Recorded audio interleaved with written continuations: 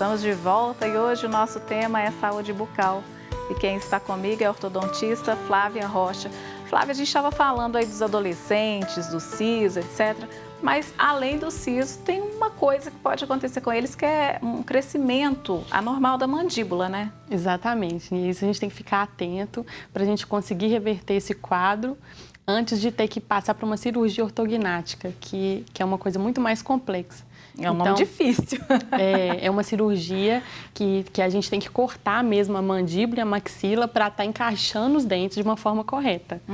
Então, é sempre bom estar levando as crianças, né, e os adolescentes ao dentista para ver se o crescimento está sendo de uma forma harmônica. Quando a gente fala desse tipo de cirurgia, não sei se essa especificamente, a gente não está falando de cirurgia para ser feita em consultório, não, né? Algumas são feitas assim, em centros cirúrgicos mesmo. Exatamente, né? A nível hospitalar. Uma cirurgia dessa, ela tem que ter uma sedação e toda uma preparação com anestesista e tudo mais. Então, não dá para ser feito no consultório, não. E como que é uma recuperação desse tipo de cirurgia? É uma cirurgia que geralmente são uns 3 meses. A pessoa, antigamente, fazia uma amarração na boca mesmo e você ficava com a mandíbula presa na maxila, bem difícil. E agora não, agora a gente já tem algumas placas que são instaladas no osso, então não precisa mais ficar com a boca amarrada igual era antigamente. Mas mesmo assim, é muito complicado o pós-operatório. A alimentação tem que ser líquida e pastosa. Ela é feita na lateral da boca até descendo, na orofaringe, então é bem complicado, o rosto fica muito inchado, não fica bonito não. Então a gente sempre fala, gente, vamos olhar antes para não chegar a esse ponto. Então a questão aí do crescimento ósseo, às vezes a gente vê aquela criança que tem um perfil muito bonitinho, aí sim a gente tem que começar a desconfiar, porque geralmente a criança ela tem que ter a mandíbula um pouco para trás, ela tem que estar retruída assim.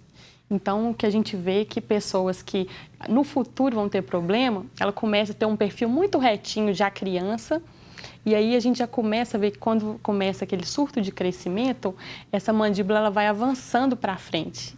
E aí a criança começa a ficar com o queixinho para frente. Então, no crescimento vai fazendo assim para chegar, né? O ideal seria isso. E nesse caso acontece isso. Exatamente. O crescimento ele aumenta considerável. Então, aí essa hora a gente vem com alguns aparelhos até para segurar o aumento e aí, na verdade, a gente faz uma modificação, a movimentação para estar rotacionando essa mandíbula.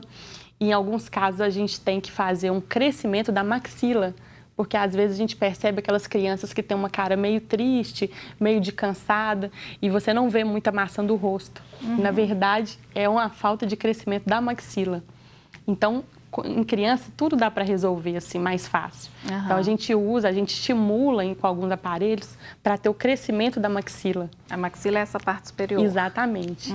Aí a gente tem alguns aparelhos até que não são muito agradáveis para a criança usar, mas que a gente vai usando de uma forma lúdica, utilizando personagens para estar animando de usar, porque a gente tem uma máscara de Petit que ela pega bem aqui na testa, ela vem e puxa a maxila para frente. Mas se a criança utilizar isso certinho, dá tudo certo. Era aquele antigo extraoral? Isso, e esse também é um outro aparelho que todo mundo morre de medo, né, de colocar. Extraoral eu usei. Extraoral, ninguém vai saber, assim. Ele era o freio como freio, né?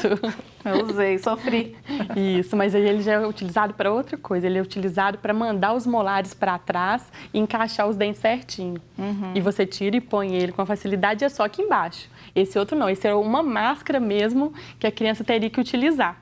Mas resolve o problema. Melhor do que pegar uma cirurgia dessa. Com certeza. E passando das crianças, chegando aos adultos, quais são as principais características, né, ortodônticas dos adultos ou mesmo de doenças que aparecem na fase adulta? Então, os adultos hoje em dia estão usando demais aparelho ortodôntico, que às vezes não tiveram oportunidade de usar mais novos. Então, hoje em dia, a gente fala, dá para colocar em adulto, mas sempre tem que ter um acompanhamento, que são as doenças periodontais. Muitas vezes se tem aqueles dentes que têm aquela mobilidade.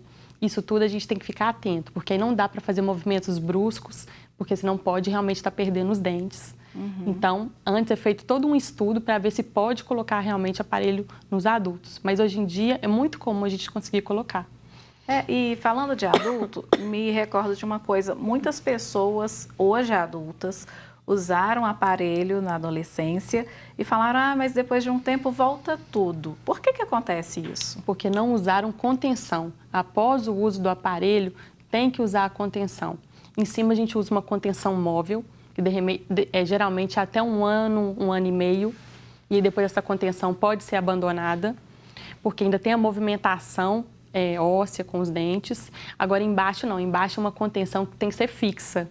Ela é colocada por trás dos dentes, dos incisivos, e essa sim tem que ficar para o resto da vida, por causa daquela perda óssea que a gente estava falando no outro bloco. Essa perda óssea, ela vai ao longo da nossa vida. Então, se a gente remover, pode voltar. A não ser aquelas pessoas que já tinham o dente bem retinho e só foi arrumar alguma coisa ou outra, aí pode ficar sem contenção. Mas a maioria tem que ficar. E hoje em dia eu indico muito uma contenção que ela é em forma de onda e ela é higiênica, porque existe uma contenção reta que não tem como a pessoa estar higienizando bem. E aí vem um outro problema que é grave, que a gente vê em todo mundo, que é a questão do tártaro, que dá gengivite. Sim. Então, gengivite é o que a gente vê demais no consultório, principalmente pessoas que ficam muito tempo sem fazer limpeza. Então, a limpeza é necessária de 6 em 6 meses, estar indo no dentista, porque dá o cálculo. O cálculo é uma pedra mesmo que chega a dar. A placa, junto com a saliva, ela forma esse cálculo duro, que não tem como a gente, em casa, tirar com escova e fio dental. E isso dá a perda óssea. Isso faz os dentes amolecerem e caírem. Não, então é isso que eu queria chegar também nesse ponto dos adultos. Quer dizer, cárie é uma coisa de criança e adolescente ou ela pode acontecer em qualquer idade? Eu pergunto isso porque tradicionalmente se espera que as crianças na infância, no final da infância, adolescência, elas criem essa consciência de como escovar os dentes, façam esse cuidado e não tenham cáries quando adultas. Exatamente. Mas, né, o que acontece aí entre essas doenças? O que mais aparece? Exatamente. A cárie, se a gente começar desde criança e adolescente, é muito difícil você ver em adulto, porque já formou o dente já está formado ali. É mais então a questão da higienização. Se a gente vê cárie em adulto, são aquelas pessoas que não estão higienizando direito, ou tem um outro problema, que são as próteses, são as coroas, que são aquelas restaurações grandes que se faziam, que se fazem até hoje, e aí às vezes dá uma infiltração, embaixo das próteses dá infiltração e aí realmente dá cárie. Então, aí tem esse problema em adulto, principalmente por causa das próteses. E aí, o que a gente mais vê no consultório é a questão da gengivite, do cálculo. E tem também as coisas mais corriqueiras, que são aftas, herpes, que agora aparece muito nesse período aí de pandemia, que são devido ao estresse, muitas pessoas têm. Então, são as coisas mais comuns que a gente vê. E outra coisa que é sempre bom alertar é a questão de fumar. As pessoas, hoje em dia, usando muito cigarro, a gente tem uma incidência de câncer de boca. O câncer de boca, ele aparece principalmente nos fumantes, pessoas também que ingerem bebida alcoólica. Então, isso aí a gente tem que ficar atento também, porque é uma coisa muito grave. Isso seria só pela ingestão da bebida alcoólica e o tabagismo, ou isso também associado a esses fatores uma falta de higiene? A questão que você fala de neoplasia, seria o câncer, tem questão genética, né? Então, não tem a ver com a questão da higienização. O que a gente vê mesmo é que tem fatores externos que levam a dar essas neoplasias. Mas, geralmente, é uma questão genética e uma questão por coisas tóxicas, né? Que seria, o cigarro é muito tóxico, não é brincadeira. Além disso, a gente tem muita perda óssea por causa do cigarro. Pessoas que querem fazer implante também, elas perdem o implante justamente por rejeição. Porque o cigarro, ele não deixa formar o osso, ele ataca as células que são as produtoras ali, né, do osso ali. Então, e enfraquecem, consequentemente. Exatamente. Aí a pessoa perde o implante por um cigarro.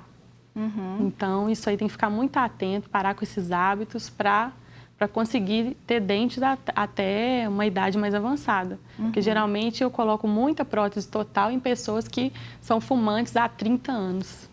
Então, realmente acontece que o fim disso tudo é uma prótese total, que é muito complicado também, que também dá outra coisa que a gente tem que estar sempre higienizando. Sempre falo isso com os idosos, tirar a prótese, estar sempre escovando ela, colocar às vezes na água sanitária, que seria o hipoclorito de sódio. Porque também pode aparecer lesões no céu da boca. Às vezes a gente tem questão de candidíase, de fungo, justamente pela higienização inadequada. Então os idosos têm que estar tomando esse cuidado, porque às vezes fala assim, eu não tenho dente, eu não preciso de ter esse cuidado de estar escovando, mas tem que escovar a prótese da mesma forma. Sim. E essa frequência de limpeza, por exemplo, na água sanitária, é o quê? Quinzenal, semanal? Eu sempre indico uma vez por semana, estar fazendo o uso disso. E o principal é estar limpando mesmo a prótese, pode ser com detergente, sabão e água. Porque, na verdade, aquilo ali é um acrílico. Não é para ficar usando pasta de dente. A pasta de dente é para dente. Então, você pode estar utilizando até uma escova mais dura, às vezes aquelas escovinhas de roupa mais dura, para estar higienizando mesmo. E tem as próprias escovas de dente mais duras para próteses, Exatamente. A questão da escolha da escova de dente é algo também que a gente tem que ficar atento. Pois é, que parece... A gente está falando de coisas e eu pensando aqui, gente, é tudo tão simples, é tudo tão corriqueiro, mas não, né? As pessoas tropeçam nessas dúvidas diariamente. Né? Exatamente, porque a escova de dente, a gente tem que procurar uma escova com as cerdas mais macias, para você não estar agredindo tanto a gengiva. As pessoas, os adolescentes que usam aparelho ortodôntico, hoje em dia a gente tem umas escovas interdentais, que elas têm uns tufos mais fininhos para você estar higienizando entre o aparelho, que é uma coisa boa de se ter. E essas mais duras eu não indico muito, eu indico mais para quem usa prótese. Sim. Seria mais adequado. Uma placa de contenção, uma placa de bruxismo. Exatamente. Né? E a gente sempre também está reparando na escova de dente, aquela que tem uma cabeça mais arredondada, ela vai chegar melhor naqueles lugares que é difícil de estar higienizando. Então, às vezes, uma escova tão grande, você não vai conseguir chegar naquelas regiões mais difíceis. Tá certo. Flávia, a gente vai continuar falando sobre tudo joia. isso daqui a pouquinho. Nós vamos para mais intervalo e é rapidinho, voltamos já já.